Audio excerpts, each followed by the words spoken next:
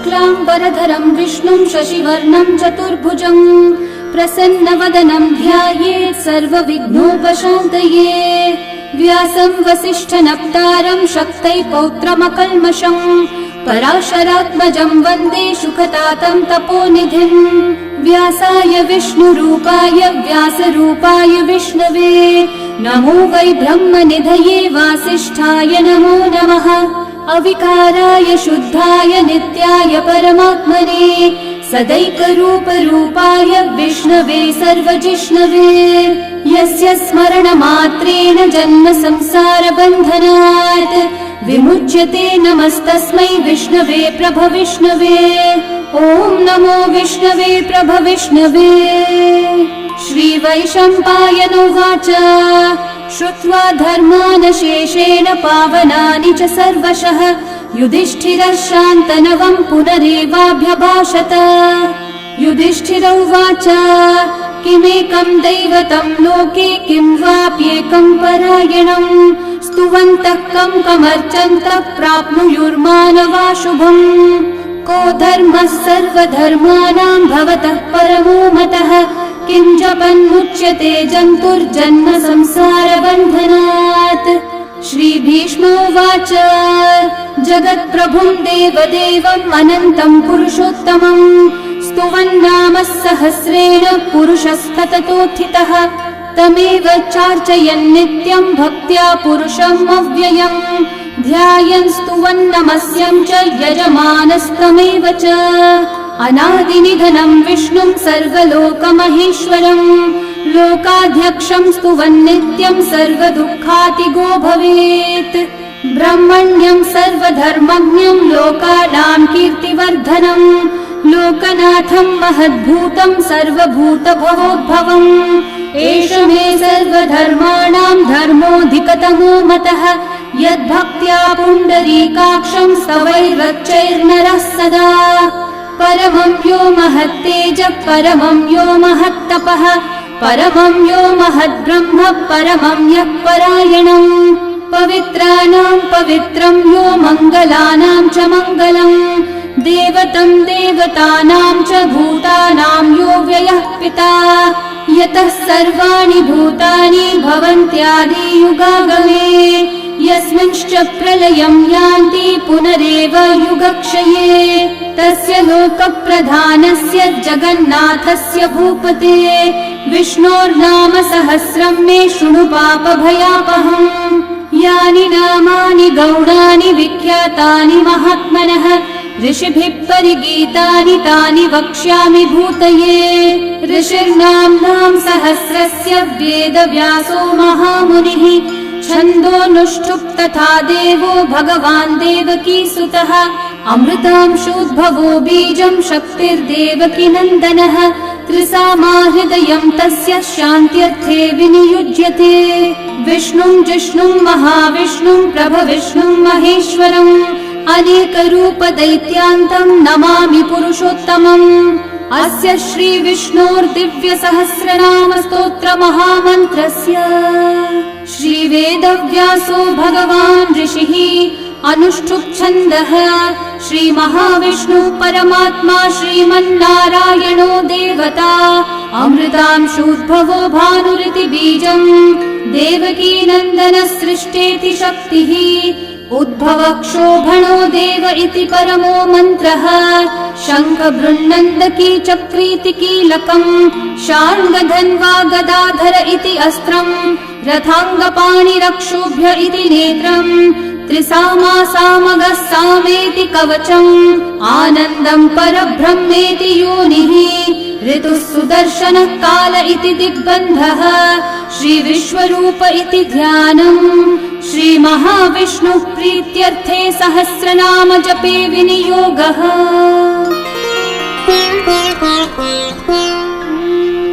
ध्यानम् क्षीरोधन्वत्प्रदेशे शुचिमणिविलसत्सैकते मौक्तिकानां माला क्लृप्तासनस्थस्फटिकमणिनिभैर्मौक्तिकैर्मण्डिताङ्गः शुभ्रैरभ्रैरतभ्रैरुपरि विरचितैर्मुक्तपीयूषवर्षैः आनन्देन पुनीयादरिनलिनगदा शङ्खपाणिर्मुकुन्दः बुःपादौ यस्य नाभिर्वियदसुरनिलश्चन्द्रसूर्यौ च नेत्रे कर्णावाशाः शिरौ द्योर्मुखमपि दहनो यस्य वास्तेयमब्धिः अन्तस्थं यस्य विश्वं सुरनरखगो भोगि गन्धर्वदैत्यैः चित्रं रम्यते त्रिभुवन विपुषं विष्णुमीशं नमामि। ॐ नमो भगवते वासुदेवाय। शान्ताकारं भुजगशयनं पद्मनाभं सुरेशं विश्वाधारं गगनसदृशं मेघवर्णं शुभांगं लक्ष्मीकान्तं कमलनयनं योगिहृद्ध्यानगम्यं वन्दे विष्णुं भवभयहरं सर्वलोकैकनाथम्। मेघश्यामं पीतकौशेयवासं श्रीवत्साङ्कं कौस्तुभोद्भासिताङ्गं पुण्योपेतं पुण्डरीकायताक्षं विष्णुं वन्दे सर्वलोकैकनाथम्। नमः समस्तभूतानामादिभूताय भूभृते अनेकरूपरूपाय विष्णवे प्रभविष्णवे सशङ्खचक्रं सकिरीटकुण्डलं सपीतवस्त्रं सरसीरुहेक्षणं सहारवक्षस्थलशोभिकौस्तुभं नमामि विष्णुं शिरसा चतुर्भुजम्। छायायां पारिजातस्य हेमसिंहासनोपरि आसीनमम्बुदश्याममायताक्षम् अलङ्कृतम् चन्द्राननं चतुर्बाहुं श्रीवत्साङ्कितवक्षसं रुक्मिणी सत्यभामाभ्यां सहितं कृष्णमाश्रये। ॐ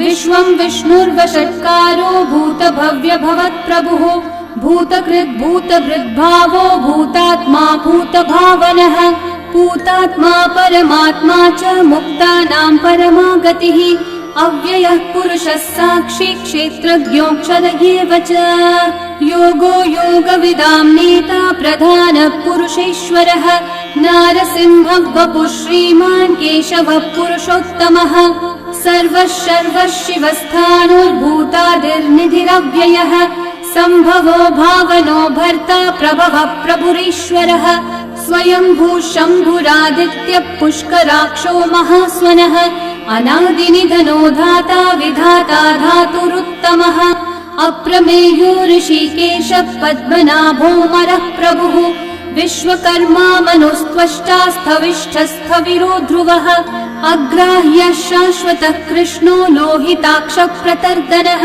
प्रभुतस्त्रिककुब्धामः पवित्रं मङ्गलं परम् ईशानः प्राणदः प्राणो ज्येष्ठः श्रेष्ठः प्रजापतिः हिरण्यगर्भो भूगर्भो माधवो मधुसूदनः ईश्वरो विक्रमी धन्वी मेधावी विक्रमक्रमः अनुत्तमो दुराधर्षः कृतज्ञः कृतिरात्मवान् सुरेशः शरणं शर्म विश्वरेतः प्रजाभवः अहः संवत्सरो व्याळः प्रत्ययः सर्वदर्शनः अजः सर्वेश्वरः सिद्धिः सिद्धि सर्वादिरच्युतः वृषा कपिरमेयात्मा सर्वयोगविनिःसृतः वसुर्वसुमना सत्यः समात्मा संवितः समः अमोघः पुण्डरीकाक्षो वृषकर्मा वृषाकृतिः रुद्रो बहुशिरा बभ्रुर्विश्वयोनिः शुचिश्रवाः अमृतः शाश्वतस्थाणुर्वरारोहो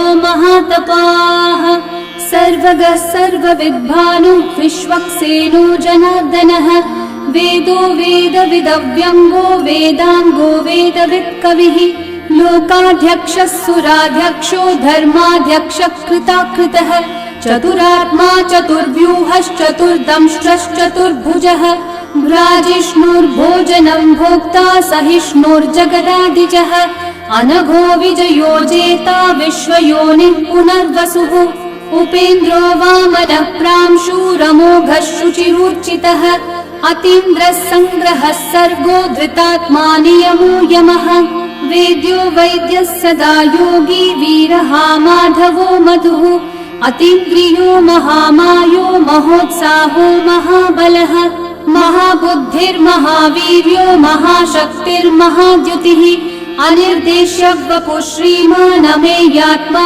महाधृतक् महेश्वासो महीभर्ता श्रीनिवासः सतां गतिः अनिरुद्धः सुरानन्दो गोविन्दो गोविदाम्पतिः मरीचिर्दमनोहंसः सुपर्णो भुजगोत्तमः हिरण्यनाभः सुतपः पद्मनाभः प्रजापतिः अमृत्युः सर्वदृक्सिंहः सन्धाता सन्धिमान् स्थिरः अजो दुर्मशनः शास्ता विश्रुतात्मा सुरारिः गुरुर्गुरुतमो धामः सत्यः सत्यः पराक्रमः निमिषो निमिषस्रग्वी वाचस्पतिरुदारधीः अग्रणीर्ग्रामणी श्रीमान् न्यायो नेता समीरणः सहस्रमूर्धा विश्वात्मा सहस्राक्षः सहस्रपात् आवर्तनो निवृत्तात्मा संवृतः सम्प्रमर्दनः अहः संवर्तको वह्निरनिलो धरणीधरः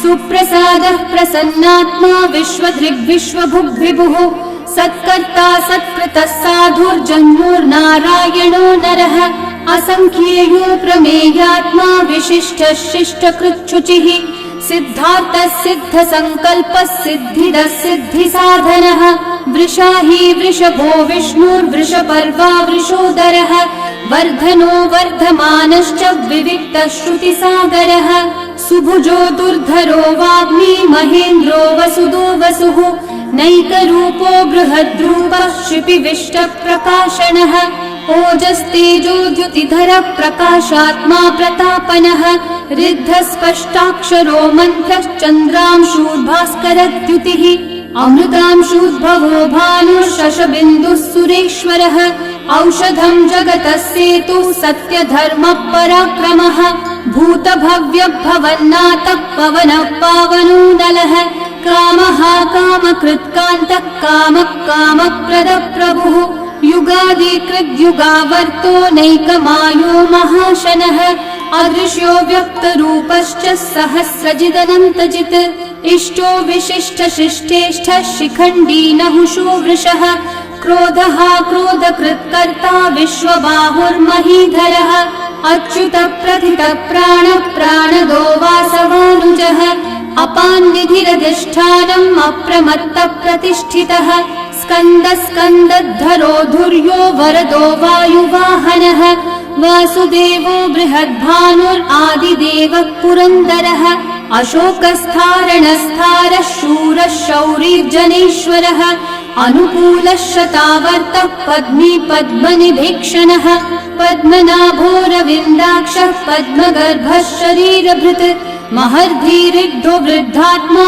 महाक्षो गरुडध्वजः अतुलः शरभो भीमः समयज्ञो हविर्हरिः सर्वलक्षणलक्षण्यो लक्ष्मीवान् समितिञ्जयः विक्षरो रोहितो मार्गो हेतुर्दामोदरः सहः महीधरो महाभागो वेगवानमिताशनः उद्भवक्षोभणो देवः श्रीगर्भः परमेश्वरः करणं कारणं कर्ता विकर्ता गहनो गुहः व्यवसायो व्यवस्थानः संस्थानस्थानदो ध्रुवः परर्धि परमस्पष्टः तुष्टः पुष्टः शुभिक्षणः रामो विरामो विरतो मार्गो नेयो नयो नयः वीरशक्तिमतां श्रेष्ठा धर्मो धर्मविदुत्तमः वैकुण्ठः पुरुषः प्राणः प्राणदः प्रणवपृथुः हिरण्यगर्भः शत्रुघ्नो व्याप्तो वायुरधोक्षजः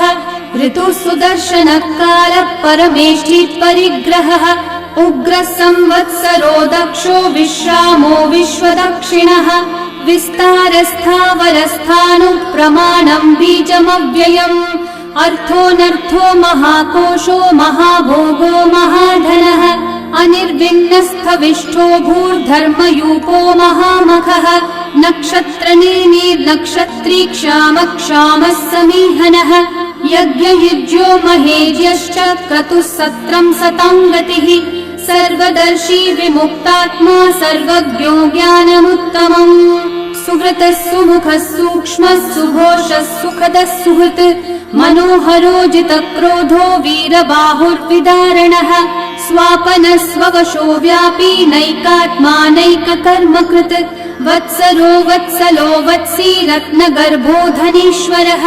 धर्मकृद्धर्मी सदसक्षरमक्षरम् अविज्ञाता सहस्रांशूर्विधाता कृतलक्षणः गभस्तिनेमि सत्त्वस्थः सिंहो भूतमहेश्वरः आदिदेवो महादेवो देवेशो देवभृद्गुरुः उत्तरो गोपतिर्गोप्ता ज्ञानगम्यः पुरातनः शरीरभूतभृद्भोक्ता कपीन्द्रो भूरि दक्षिणः सोमपोऽमृतपः सोमः पुरुजित्पुरुषत्तमः विनयोजयः सत्यसन्धो दाशारः सात्वतां पतिः जीवो विनयिता साक्षी मुकुन्दोऽमितविक्रमः अम्भो निधिरनन्तात्मा महोदधिशयोऽन्तकः अजो महार्हः स्वाभाव्यो जितामित्रप्रमोदनः आनन्दो नन्दनो नन्दः सत्यधर्मात्रिविक्रमः महर्षि कपिलाचार्य कृतज्ञो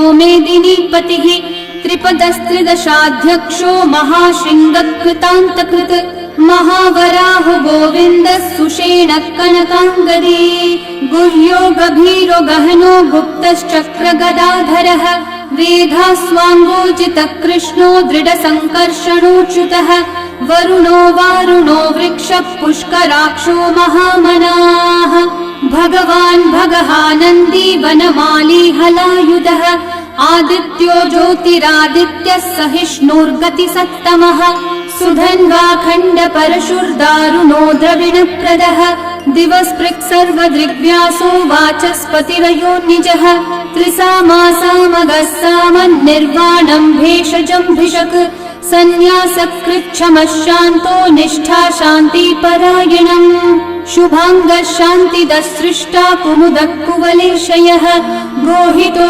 गोपतिर्गोप्ता वृषभाक्षो वृषप्रियः अनिवर्ती निवृत्तात्मा संक्षेप्ताक्षेमकृच्छिवः श्रीवत्सवक्षा श्रीवास श्रीपति श्रीमतांवरः श्रीधर श्रीश श्रीनिवास श्रीनिधि श्रीविभावनः श्रीधर श्रीकर श्रेय श्रीमान् लोकत्रयाश्रयः स्वक्षस्वङ्गः शतानन्दो नन्दिर्ज्योतिर्गणेश्वरः विजितात्मा विधेयात्मा सत्कीर्तिश्चिन्न संशयः उदीर्णः सर्वतश्चक्षुरनीशः शाश्वतः स्थिरः भूषयो भूषणो भूतिर्विशोकः शोकनाशनः अर्चिष्मान् अर्चितः कुम्भो विशुद्धात्मा विशोधनः अनिरुद्धो प्रतिरथः प्रद्युम्नोमितविक्रमः कालनेमी निहावीरः शौरी शूरजनेश्वरः त्रिलोकात्मा त्रिलोकेशः केशवः केशिहा हरिः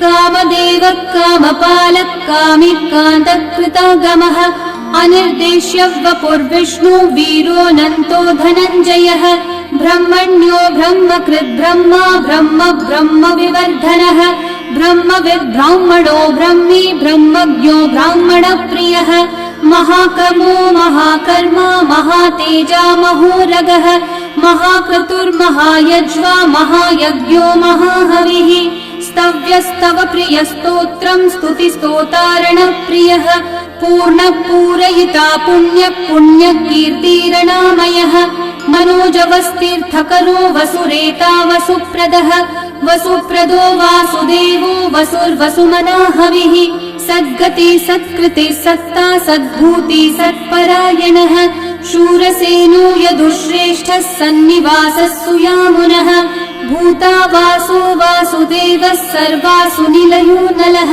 दर्पः दर्पदो दृप्तो दुर्धरोऽथा पराजितः विश्वमूर्तिर्महामूर्तिर्दीप्तमूर्तिरमूर्तिमान् अनेकमूर्तिरव्यक्तः शतमूर्तिशताननः एकोनैकः स वः किं यतत्पदमनुत्तमम् लोकबन्धुर्लोकनाथो माधवो भक्तवत्सलः सुवर्णवर्णो हेमाङ्गो वराङ्गश्चन्दनाङ्गदे वीरः विषमः शून्यो घृताशीरशलश्चलः अमानी मानदो मान्यो लोकस्वामी त्रिलोकधृक् सुमेधा मेधजो धन्यः सत्यमेधाधराधरः तेजो वृषो द्युतिधरः सर्वशस्त्रभृतांवरः प्रग्रहो निग्रहो व्यग्रो नैकः शृङ्गो गदाग्रजः चतुर्मूर्तिश्चतुर्बाहुश्चतुर्व्यूहश्चतुर्गतिः चतुरात्मा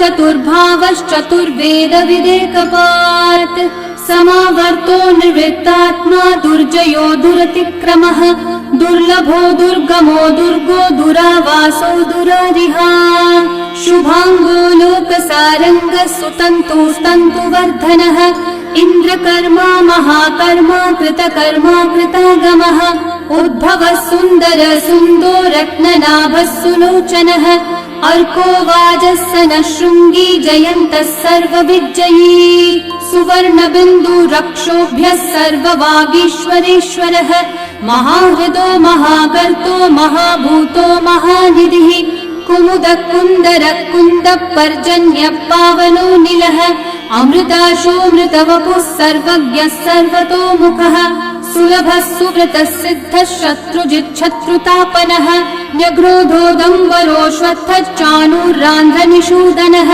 सहस्राची सप्तजिह्वा सप्तैधा सप्तवाहनः अमूर्तिरनघोचिन्त्यो भयकृद्भयनाशनः अनुर्बृहत्कृशस्थूलो गुणवृन्निर्गुणो महान् अधृतस्वधृतस्वास्य प्राग्वंशो वंशवर्धनः भारभृत्कथितो योगी योगीशः सर्वकामदः आश्रमश्रमणश्रामः सुपर्णो वायुवाहनः धनुर्धरो धनुर्वेदो दण्डो दमयिता दमः अपराजितः सर्वसहो नियन्ता नियमो यमः सत्त्ववान् सात्विकः सत्यः सत्यधर्मपरायणः अभिप्राय प्रियार्होर्हः प्रियकृत्प्रीतिवर्धनः विहाय स गतिर्ज्योतिः सुरचिर्हुतभुक् विभुः रविर्विरोचनः सूर्यः सविता रविलोचनः अनन्तो हुतभुग्भोक्ता सुखदो नैकजोऽग्रजः अनिर्विण्णः सदा मर्षि लोकाधिष्ठानमद्भुतः सनातनतमः कपिलः कपिरव्ययः स्वस्तिदः स्वस्तिकृत् स्वस्ति स्वस्ति भुक् स्वस्ति दक्षिणः अरौद्रः कुण्डली चक्री विक्रमयूर्जितशासनः शब्दातिगः शब्दसः शिशिरः शर्वरीकरः अक्रूरः पेशलो दक्षो दक्षिणः क्षमिनाम्बरः विद्वत्तमो वीतभयः पुण्यश्रवणकीर्तनः उत्तारणो दुष्कृतिः पुण्यो दुःस्वप्ननाशनः वीरः रक्षणः सन्तो जीवनः पर्यवस्थितः अनन्तरूपोऽनन्तश्रीर्जितमन्युर्भयापहः चतुर्रश्रो गभीरात्मा विदिशो व्यादिशो दिशः अनादिर्भूर्भुवो लक्ष्मी सुवीरो रुचिराङ्गदः जननो जनजन्मादि भीमो भीमपराक्रमः आधारनिलयो धाता पुष्पहास प्रजागरः ऊर्ध्वगः सत्पथाचारः प्राणदः प्रणवप्पणः प्रमाणं प्राणनिलयं प्राणभृत् प्राणजीवनः तत्त्वं तत्त्वविदेकात्मा जन्म मृत्युजरातिगः भूर्भुवः स्वस्तरुस्तारः सविता प्रपितामहः यज्ञो यज्ञपतिर्यज्वा यज्ञाङ्गो यज्ञवाहनः यज्ञभृद्यज्ञकृद्यज्ञी यज्ञभुग्यज्ञसाधनः यज्ञातकृद्यज्ञगुह्यामन्नमन्नादयेव च आत्मयोनिः स्वयं जातो वैखानः सामगायनः देवकीनन्दनः सृष्टा शितीशः पापनाशनः शङ्खवृन्नन्दकी चक्री शाण्डधन्वा गदाधरः रथाङ्गपाणिरक्षोभ्यः सर्वप्रहरणायुधः सर्वप्रहरणायुध ॐ नम इति वनमाली गदी शाण्डी शङ्खी चक्री च नन्दकी श्रीमान्नारायणो विष्णुर्वासुदेवोऽभिरक्षतु वनमाली गदी शार्ङ्गी शङ्खी चक्री च नन्दकी श्रीमान्नारायणो विष्णुर्वासुदेवोऽभिरक्षतु वनमाली गदी शार्ङ्गी शङ्खी चक्री च नन्दकी श्रीमान्नारायणो विष्णुर्वासुदेवोऽभिरक्षतु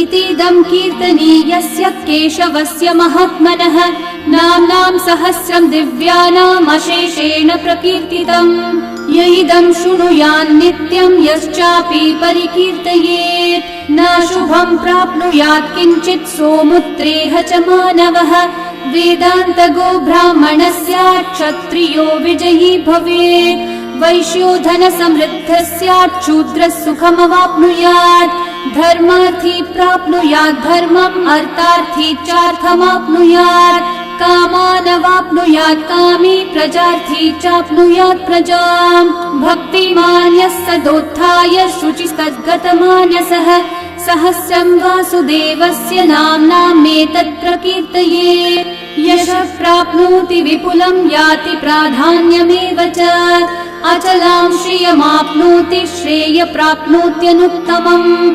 न भयं क्वचिदाप्नोति, वीर्यं तेजश्च विन्दति। भवत्यरोगो द्युतिमान् बलरूपगुणान्वितः, रोगातो मुच्यते रोगात्, बद्धो मुच्येत बन्धनात्, भयान्मुच्येत भीतस्थो मुच्येतापन्न आपदः। दुर्गान्यतितरत्याशु पुरुषः पुरुषोत्तमम्, स्तुवन्नाम सहस्रेण नित्यं भक्ति समन्वितः। वासुदेवाश्रयो मर्त्यो वासुदेवपरायणः, सर्वपापविशुद्धात्मा याति ब्रह्म सनातनम्।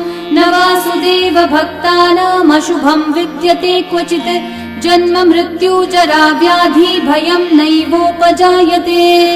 इमं स्तवमधीयानः श्रद्धा भक्ति समन्वितः, युज्येतात्मसुखः शान्ति श्रीधृति स्मृति कीर्तिभिः। न क्रोधो न च मात्सर्यं, न लोभो नाशुभा मतिः, भवन्ति कृतपुण्यानां भक्तानां पुरुषोत्तमे।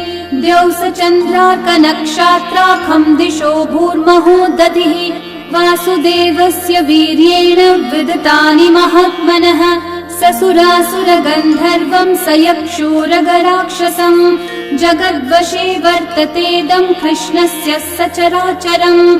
इन्द्रियाणि मनोबुद्धिः सत्त्वं तेजो बलं द्युतिः, वासुदेवात्मकन्याहुः क्षेत्रं क्षेत्रज्ञ एव च। सर्वागमानामाचार प्रथमं परिकल्पते, आचार प्रभवो धर्मो धर्मस्य प्रभुरच्युतः। ऋषयः पितरो देवा महाभूतानि धातवः, जङ्गमाजङ्गमं चेदं जगन्नारायणोद्भवम्। योगो ज्ञानं तथा साङ्ख्यं विद्या शिल्पादिकर्म च, वेदाः शास्त्राणि विज्ञानम् एतत् सर्वं जनार्दनात्।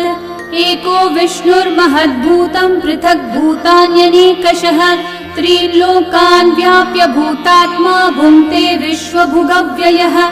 इमं स्तवं भगवतो विष्णोर्व्यासेन कीर्तितम्, पठ्येद्य इच्छेत् पुरुषः श्रेयः प्राप्तुं सुखानि च। विश्वेश्वरमजं देवं जगतः प्रभुमव्ययम्, भजन्ति ये पुष्कराक्षं न ते यान्ति पराभवम्, न ते यान्ति पराभवम्। ॐ नमः इति। अर्जुनोवाच पद्मपत्र विशालाक्ष पद्मनाभः सुरोत्तम, भक्तानामनुरक्तानां त्राता भव जनार्दन। श्रीभगवानुवाच यो मां नाम सहस्रेण स्तोतुमिच्छति पाण्डव, सोऽहमेकेन श्लोकेन स्तुत एव न संशयः, स्तुत एव न संशय। ॐ नमः इति। व्यास उवाच वासनाद्वासुदेवस्य वासितं भुवनत्रयं, सर्वभूतनिवासोऽसि वासुदेव नमोऽस्तुते। श्रीवासुदेव नमोऽस्तुत। ॐ नमः इति। पार्वत्योवाच केनोपायेन लघुना विष्णोर्नाम सहस्रकम्, पठ्यते पण्डितेर्नित्यं श्रोतुमिच्छाम्यहं प्रभो। ईश्वरोवाच श्रीराम राम रामेति रमे रामे मनोरमे, सहस्रनाम तत्तुल्यं राम नाम वरानने। श्रीराम राम रामेति रमे रामे मनोरमे, सहस्रनाम तत्तुल्यं राम नाम वरानने। श्रीराम राम रामेति रमे रामे मनोरमे, सहस्रनाम तत्तुल्यं राम नाम वरानने। श्रीराम नाम वरानन। ॐ नमः इति। ब्रह्म उवाच नमोऽस्त्वनन्ताय सहस्रमूर्तये, सहस्रपादाक्षि शिरोरुबाहवे, सहस्रनाम्ने पुरुषाय शाश्वते, सहस्रकोटियुगधारिणे नमः। सहस्रकोटियुगधारिण ॐ नम इति। सञ्जय उवाच यत्र योगेश्वर कृष्णो यत्र पार्थो धनुर्धरः तत्र श्रीर्विजयो भूतिर्ध्रुवा नीतिर्मतिर्मम। श्रीभगवानुवाच अनन्याश्चिन्तयन्तो मा ये जनाः पर्युपासते तेषां नित्याभियुक्तानां योगक्षेमं वहाम्यहम्। परित्राणाय साधूनां विनाशाय च दुष्कृतां धर्म संस्थापनार्थाय सम्भवामि युगे युगे। आर्ता विषण्णा शिथिलाश्च भीता घोरेषु च व्याधिषु वर्तमानाः संकीर्त्य नारायण शब्दमात्रं विमुक्तदुःखा सुखिनो भवन्तु। कायेन वाचा मनसैन्द्रियैर्वा बुद्ध्यात्मना वा प्रकृते स्वभावात् करोमि यद्यत् सकलं परस्मै नारायणायेति समर्पयामि। श्री विष्णु सहस्रनाम स्तोत्रम् सम्पूर्णम्।